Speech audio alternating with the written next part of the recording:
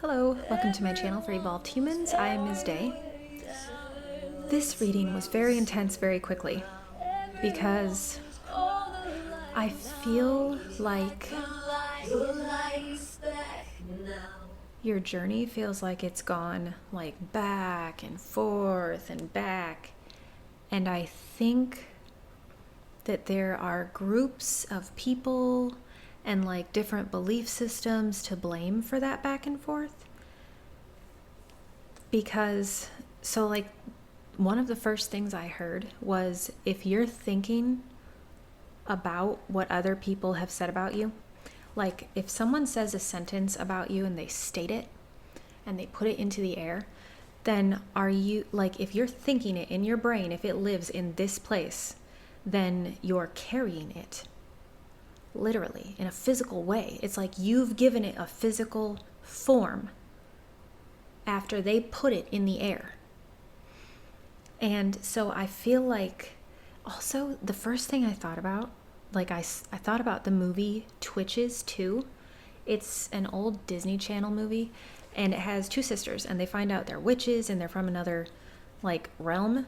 And their father died. Like that's the story that they know. Except, and they both have special gifts, except one of them is, her gift is called the gift of knowing, which I think is what the gift is. But she felt certain that her father was not dead, that he was just trapped in the darkness. And I saw that movie scene, I saw that storyline from the movie while I was thinking that if you think about what they think of you, then you're carrying it with you. It's like your past self was very powerful in the way that you could see justly. You could see justly.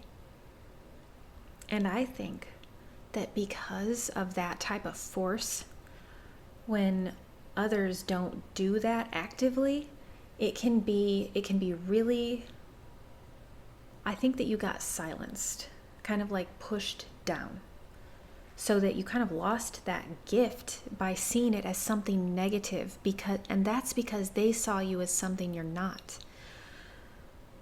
So in Twitches too, that's what I was thinking about. It's like these two sisters, and one of them, she was certain that her dad was not dead.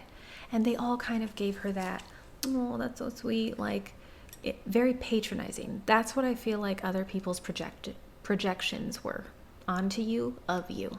I think it was, I even heard the word cowardly in my head. And I think that you are fully aware of that. I think you know that they're small for those things. So here's the thing. Like right now, if you can roll your eyes at something your mother said about you when you were a teenager, then you're carrying that moment with you. And you have the ability to remove it by pulling it to your awareness now. But it's like, and that you want to remove it. I think that the point is, if you can still think about it and have an emotional reaction, then it's not gone. Like you haven't fully dealt with it. And it seems like now you can deal with it in a more rapid experience than I think that you're used to, because way back, I feel like it's like you looked at everything through fair eyes. And I think you lost that because your sense of yourself was tarnished. And the thing that I think that got you through in a survival mode, wow. This makes me think, it's crazy. It makes me think of a conversation I had with my daughter where we were talking about blossoming versus something really flourishing in their environment. Because everyone blossoms. Everyone has something beautiful about them. But does everyone use everything beautiful about them? Does everyone get to use all of that stuff? And I think that you were quick to blossom energetically because you were quick to see reality and accept it at the very same time, like really strong force.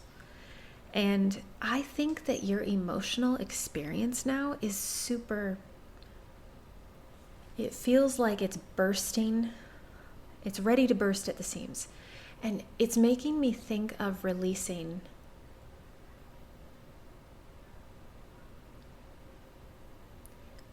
thoughts out of your consciousness. Like they may not affect your daily activities. They may not come into your mind often, like where you're active with the thought. But if you can roll your eyes or get some sort of like meh or trigger at anything anyone has said to you about you, then it's something that's worth looking at and saying, I'm done with that. We're no longer going to let that live in here because I believe differently and I'm right. That's it. It's like you're right and they're wrong.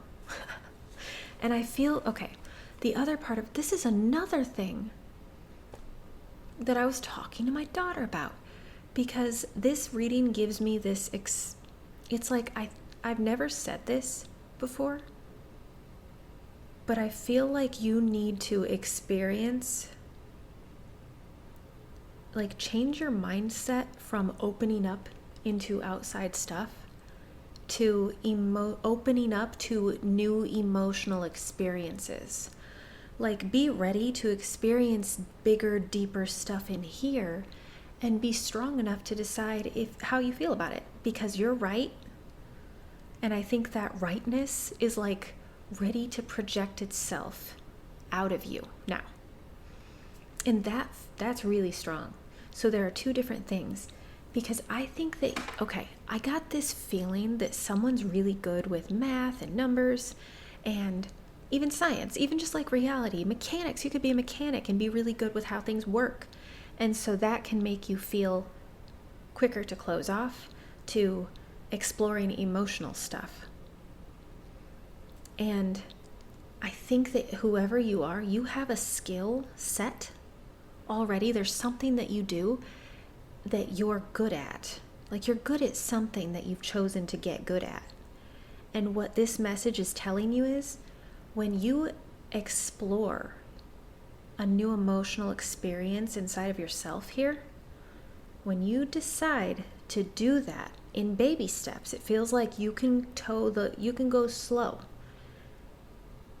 You're going to be able to flourish instead of only blossoming. And that's exactly what I feel like you've always been on your way to. It seems that there were a lot of misconceptions of you, and whether you know it or not, I think you always knew that there was something coming. And so the conversation it made me think of with my daughter, like where you need to be able to flip this whole what you're able to experience thing and just recognize that if you're really good at something, you can be good at anything. If you can train yourself fully at something, you can train yourself to do anything.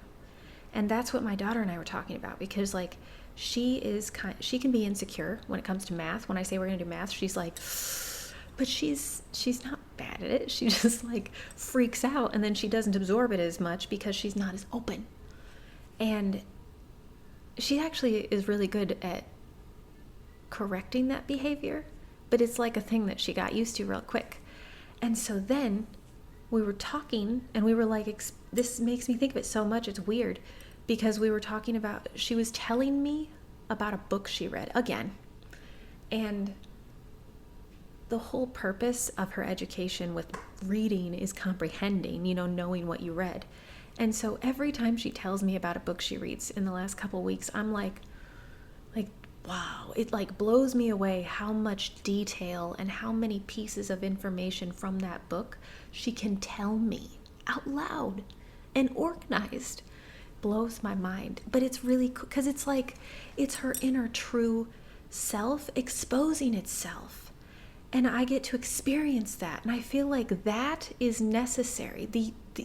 You need that to be experienced. And I feel like This is kind of odd, but it seems like if you are able to do more, then that's what we need. Like, it feels like another part of this message is you're needed, so do this. Examine what thoughts you're carrying, even if you've always known they aren't true. Are you carrying them? Because those need to go. And sometimes that means people need to go.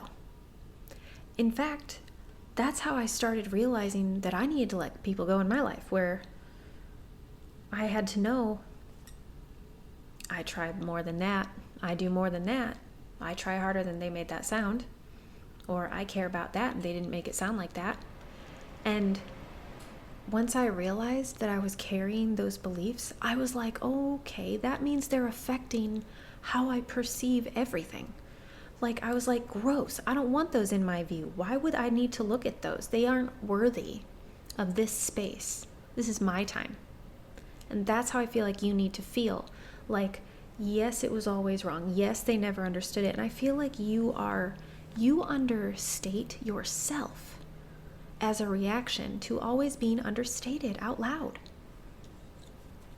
Unfair. And when you explore emotionally, when I say that, that means do different things you might not be good at. Oh, but my daughter and I were talking, and we were talking about, I told her how amazing that was to me, that she could give me so many pieces of information about these books. I feel like I've read them. And I was like, isn't it wild that you could do that? I was like, what if I just got you a crazy book about math? I was like, just imagine doing the same thing with that. And she was like, and I mean like a ridiculous one. And she was just like, it was so cute. She had this moment where she was like, oh, I guess I can remember stuff. It was just like, she's got to care about it, because that's how you emotionally accept stuff. Who cares about math? Not everybody, but somebody does. Okay. I'm going to leave it at that. This is very quick, but I think you have everything it takes. It's like they're telling, so that's what you need to do. It's very clear. It's like you have to keep moving because you're needed. It's needed. Like the flourished you, if that's a potential, then it's needed because other people need to see that. That's the world we live in. It's true. Like, look everywhere on the internet with these readings. Like, they're in every country that we can see. They're all over the place. And it makes us all know that we're connected. We're all connected. Super cool. Okay, I'm gonna leave it at that. Definitely let me know if this resonates in the comments, and if you feel that any of the readings resonate, subscribe. All right, have a good night. I'll see you in the next reading.